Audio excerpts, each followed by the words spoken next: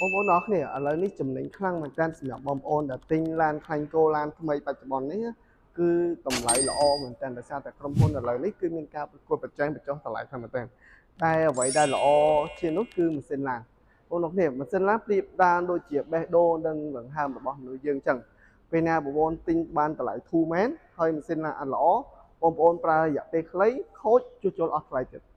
តែបងប្អូនអរគ្នាក្រុមហ៊ុន Forcing ឥឡូវនេះយើងកំពុងតែបញ្ចុះតម្លៃលក់លៀងឃ្លាំងជាពិសេស model T5 Evo ដែលនៅខាងក្រៅខ្ញុំនេះគឺយើងប្រើប្រាស់ជាមួយនឹងម៉ាស៊ីន Mitsubishi របស់ប្រទេសជប៉ុនហើយសំខាន់គឺយើងមានការធានាម៉ាស៊ីនពេញមួយជីវិតឲ្យបងប្អូនតែម្ដងអញ្ចឹងបងប្អូនទិញរថយន្តបងបានតម្លៃសមរម្យល្អហើយទទួលបានការធានាពេញមួយជីវិតទៀតហើយម៉ាស៊ីនរបស់ជប៉ុនទៀតបាទហើយបើចង់ដឹងព័ត៌មានលម្អិតបងប្អូនអាចឆាតចូល page ឬក៏ចុច link Telegram ដែលខ្ញុំដាក់ខាងលើគាត់ចុច link ទៅខ្ញុំនឹងប្រាប់ពី option ហើយនឹងប្រាប់ពីតម្លៃបងប្អូនអរគ្នាអរគុណបងប្អូនអរគ្នាជួបគ្នានៅវីដេអូក្រោយ Forging នំនេះទៅកាន់តែឆ្ងាយ